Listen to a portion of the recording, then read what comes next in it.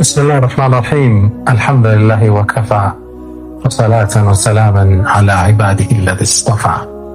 ود ኢትዮጵያውያን የአላህ ሰላም ረድኤት እዝነት ሁላችን ላይ ይስፈን።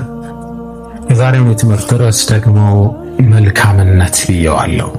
መልካም መሆን፣ ቅን መሆን፣ ደግ መሆን፣ ለሰው ልጆች አሳቢ፣ ለሌሎች አዛኝ መሆን ብየዋለሁ። ቁርአን አገላለጽ ይሄ ረሕመተን ልልዓለሚን ይባላል። ለዓለማት እዝነት፣ ለሰው ልጆች መልካም መሆን ማለት ነው። መልካምነት ጥቅሙ ወደኛ ነው የሚመለሰው። የነቢዩ ሰለላሁ ዐለይሂ ወሰለም የአጎት ልጅ ኢብኑ አባስ እውቁ የቁርአን ተንታኝ፣ የነቢዩ ሰለላሁ ዐለይሂ ወሰለም የአጎት ልጅ፣ ከእርሳቸው በርካታን ትምህርት የወሰዱት፣ በእርሳቸው የቅርብ ኩትኮታ ያደጉት ኢብኑ አባስ አንድ አባባል አላቸው።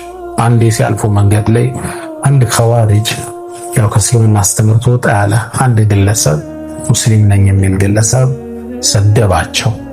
ሲሰድባቸው እሳቸው ማንነታቸውን ሊነግሩት አተሽቱሙኒ ትሰድበኛለህ እንዴ ወፊየ ሰላሰቱ ኸሳዕ ሶስት ኳሊቲ ነገሮች እያሉ ሶስት ስብዕናዎች እያሉ ትሰድበኛለህ እንዴ አሉት።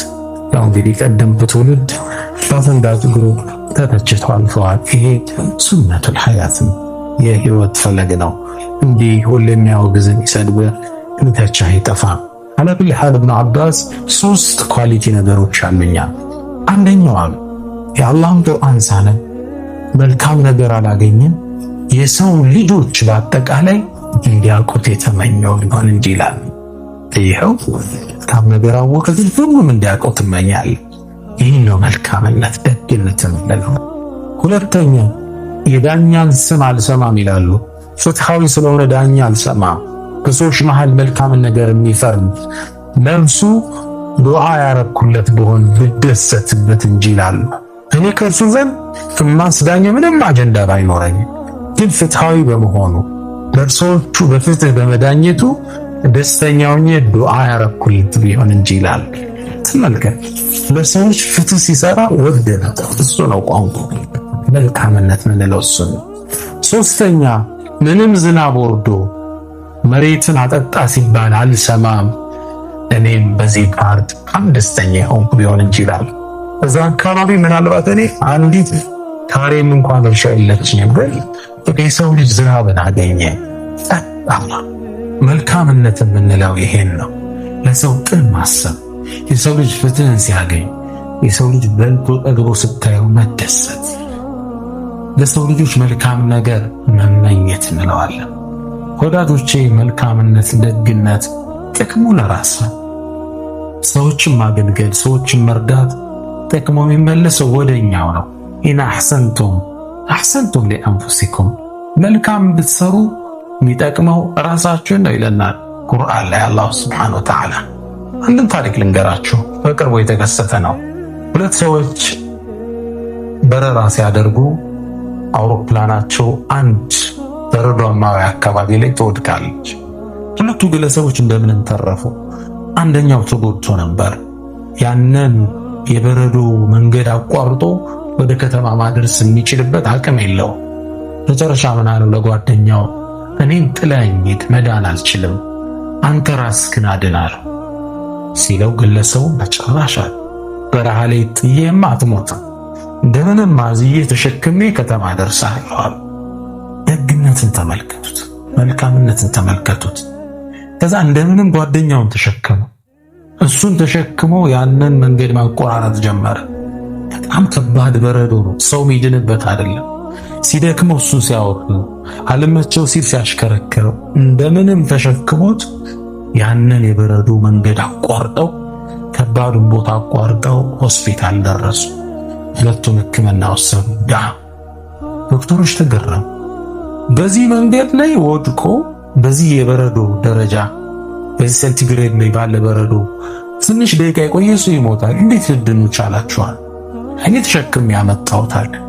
ሚስጥሩም ያለው እዚህ ውስጥ። ዶክተሮች ምን አሉ?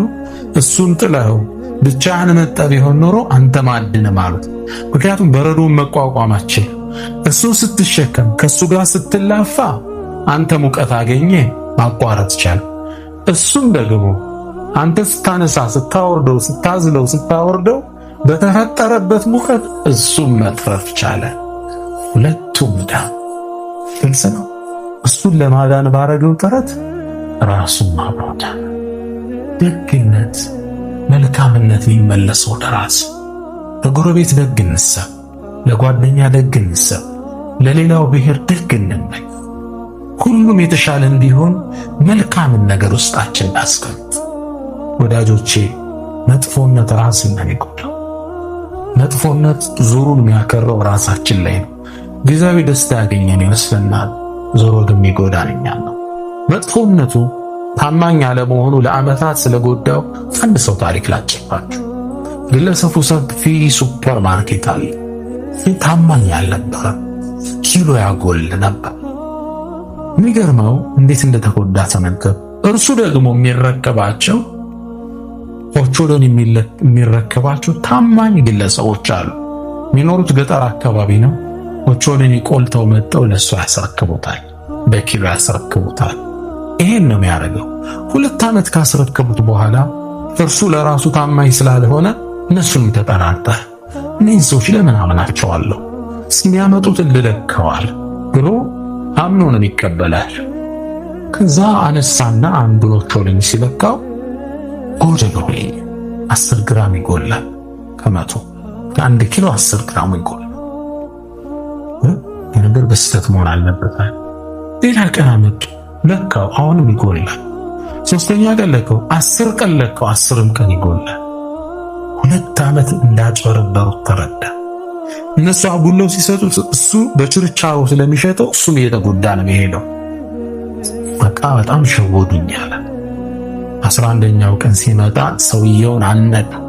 አንተ 2 ዓመት ሙሉ ተጫውተህብኛል፣ ስንት እንዳከሰርከኝ ታውቃለህ? ልትመልስልኝ ይገባላል። እኔ አጉድዬ አላውቅማል።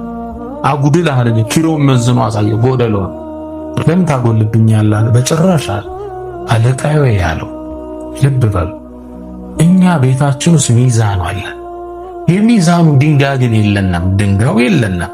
በእርሱ ነው ቶሎኔ የምንመዝነው። ታዲያ የዛሬ 2 ዓመት ከአንተ የገዛዋት 1 ኪሎ ስኳር አለች። እርሷን ሚዛኑ አንዷ ሳህን ላይ ያደርግና ኦቾሎኒውን በሱ ነው መመዝነዋል። የሚያሳዝነው ግን ያ ሰውዬ የሸጠለት ስኳር 10 ግራም ይጎላል።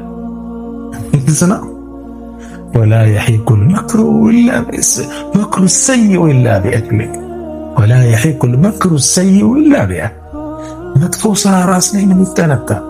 እሱ 10 ግራም አጉድሎ የሰጠውን ስኳር ወስዶ 2 ዓመት ኦቾሎኒ መዘነበት። እሱ ማን ተጎዳ? 2 ዓመት ሙሉ ሰው ተጎዳ። ስኳር ቀንሶ ነው መስጠት። መጥፎነት በራስ ላይ። ስለ አንድ ብሔር መጥፎ ማሰብ፣ ስለ አንድ ጎረቤት መጥፎ ማሰብ፣ ስለ ሌላ እምነት መጥፎ ማሰብ ደባው ራስ ላይ ይመለሳል። ደግ ነው፣ መልካም ሰዎች ነው። መጥፎነት ራሳችን ያጠፋል። አንድ ታሪክ ልጨምራችሁ። የአናጺው የመጨረሻ ቤት እንላታለን ሁሌ ስንዘክ። ነገሩ እንዲህ ነው። አንድ ታዋቂ አናጺ ትልቅ ሪል ስቴት ውስጥ ለዓመታት ሰራ። በአናጺነት ሙያው በጣም ብቃት አለ። ታዲያ መጨረሻ ላይ ስራ መልቀቅ ፈለገ።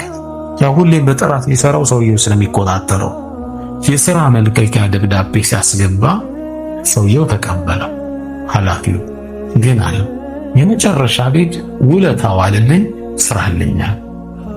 ሰውየውም ያው የመጨረሻ ስራዬ ነው፣ በደንብ ባልሰራውም ከደሞዝ የሚቀንስብኝ ነገር የለም ብሎ ስራውን ተረከበና እንደ ነገሩ ሰራለት። እንደ ነገሩ በማይረባ ጣውላ በማይረባ ማስተሽ ምስማሩን በደንብ ሳይመታ የወደቀ ቤት ሰርቶ ለሰውየው ቁልፉን ወስዶ አስረከበ። አይደለም ቤት ኪችን መሆን የማይችል ቤት።